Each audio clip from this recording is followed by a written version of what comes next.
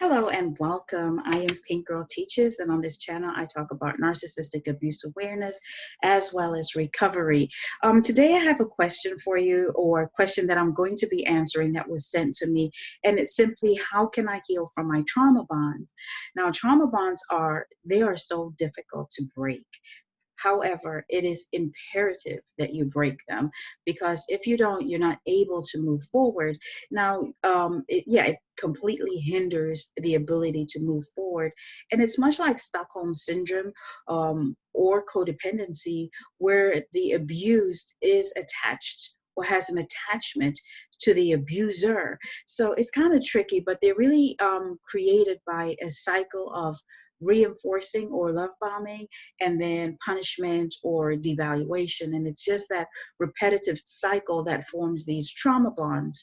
There are many effects of the trauma bonds, but today I want to talk about how we can heal the trauma bonds. And I do have 6 points that I want to highlight to you. The first one that I think is important is, do not blame yourself. A lot of the times when we have been victimized like this, or when we've experienced this type of abuse and we begin to understand what it is, we blame ourselves.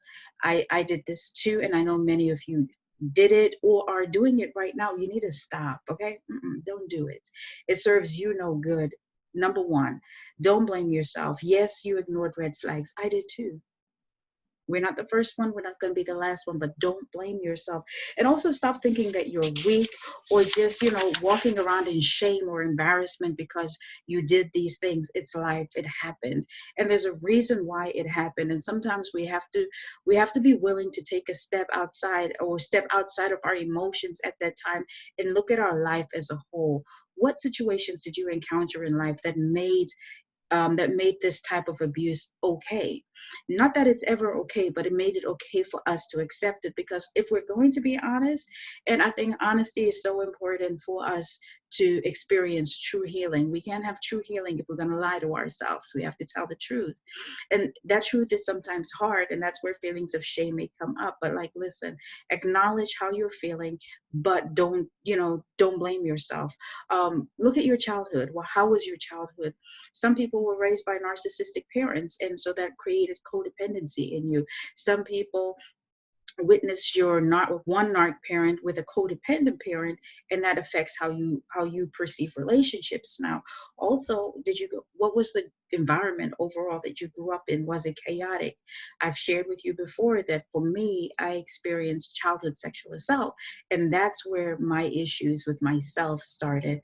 And so, ultimately what that does is it makes you make the best of an abusive situation. And that's why we're more inclined to be with toxic people and the narcissists and all of them. But this can be undone. You've got to start healing your inner childhood wounds so that you can see yourself in a new way. And it's important that you redefine how you see yourself. So that was point number one. Number two is accept reality. Yes, the narcissist lied to you, and nothing was true. Everything was an illusion. They were an invisible person. They were an invisible woman, an invisible man. And that's hard, especially when you know that your feelings for them were true. They were genuine. We give them our last. We would do whatever they needed because we love, right? But accept the fact that it was all future faking. They were never going to marry you. They were never going to be faithful to you. The goals that you set together, like couple goals, relationship goals, those were your goals. That person had nothing to do with it. And the family that you thought you were going to build with them, no, you're not going to build any family with them. And hold up a minute. Who wants to build a family with a narcissist? Can you imagine having children with that person? Can you imagine being married to them and then having to live with them and be that forever supply that they want you to be? No. We actually make out pretty good when we walk away from these relationships. And whether they discard us or not, none of that really matters. The important part is that you got away. Don't deny the reality of what things are. When we deny the reality, what it does is it's going to keep you stuck in the trauma bond. And also, don't try to escape the reality. Just accept things for what it are and acknowledge it. Sometimes what I found helpful for me personally is I started writing about the relationship. And this is where you have to be honest and be willing to be vulnerable and start from the beginning. How are you feeling when you met this person? Did you feel like you wanted to be with this person? What was going on in your life? And then just write about different things about the relationship and look at it from, be objective when you look at it. Just be open. And what that does is, if we're doing it honestly, it's going to set things in perspective. It's going to show you a timeline on how that relationship really was. And it's going to help you see that, no, this is not the person for me. And even if you don't feel like you're at your best, that's okay, because you still can see that this was not good. And it shows you areas of your life that you want to work on. And this is kind of difficult for some people, because what happens is you find that you tap into your subconscious and you start writing freely, and you're writing from your inner parts. And as you spill that out, what you're doing is detoxing. And then at the same time, like I said, you're putting things in perspective. And then when you look back, now it holds you accountable to change those things about you that showed up in what you wrote about the relationship. So that's really important. And it also helps you now make future plans for yourself. It helps you see, like, listen, I deserve more than this, and I deserve a partner who can meet me right here where I am, and I don't need to lower myself. I don't need to settle. You really don't. You really don't. Somebody will come along. And this is not even about, having somebody in your life, but being comfortable with yourself. You attract who you deserve. We attract who we are. And I think a lot of people have an issue with that statement, because they say, well, I'm a great person, I didn't deserve that. That's true. But like, you could be an empath and you attracted them. You could be a codependent and you attracted them. We got to heal the parts of us in us that attract and stay in relationships like this. So, that was point number 2.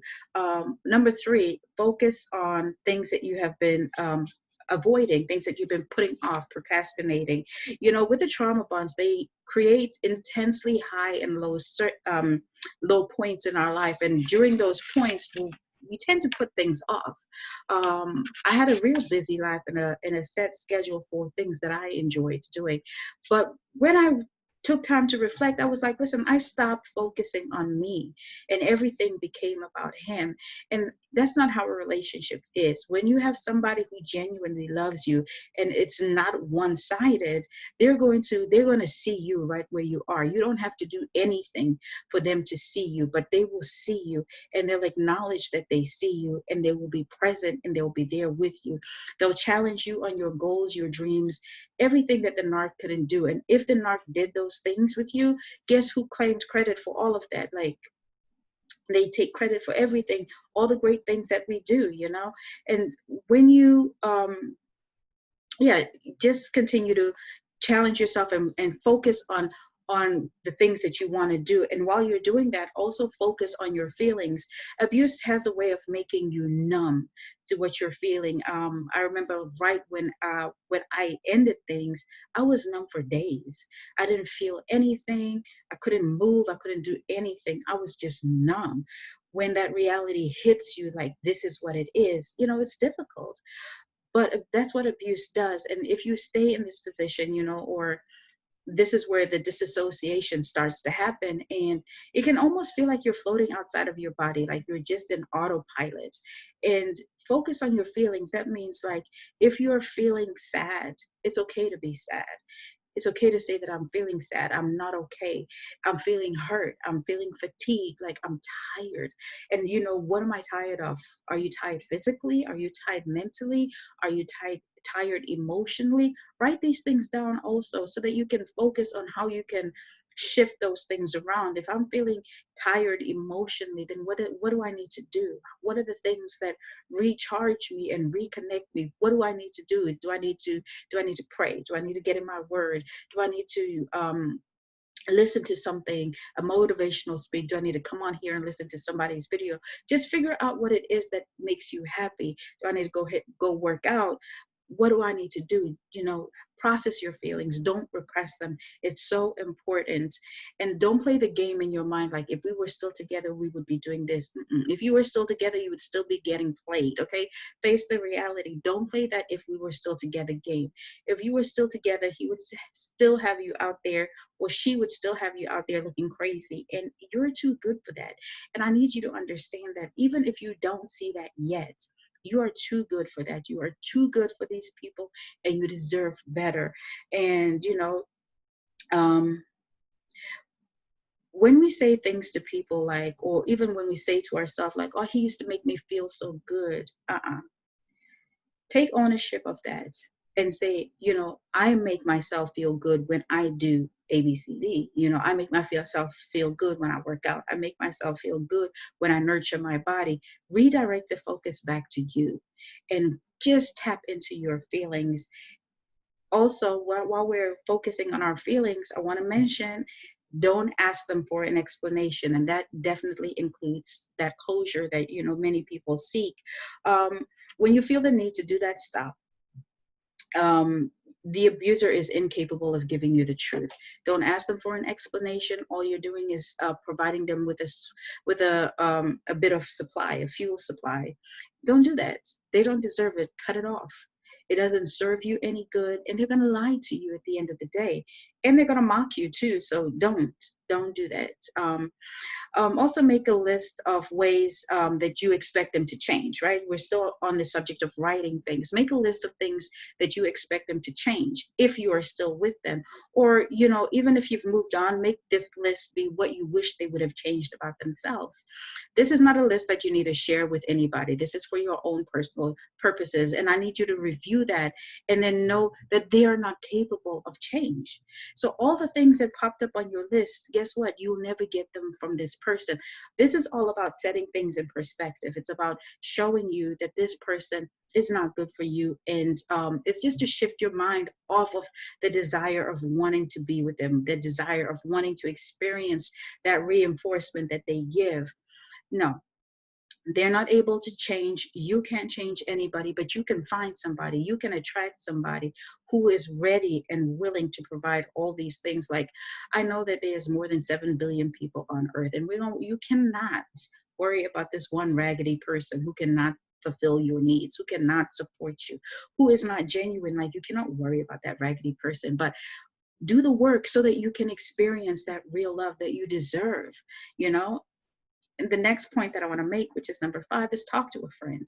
Now, this is kind of tricky because not everybody we talk to, not all of our friends, unless they've been there, truly understand what this feels like. So don't take offense and don't be mad at them if they're dismissive or if they just say things like, you need to get over this, because it's hurtful. I heard it. It's hurtful, but they don't understand. And we can't hold them accountable for what they don't know. Set a timer when you talk to people. Make it 5 minutes, 3 minutes, 4 minutes, whatever. But that's just so that you can get what you're feeling out and then move on. Don't overwhelm them.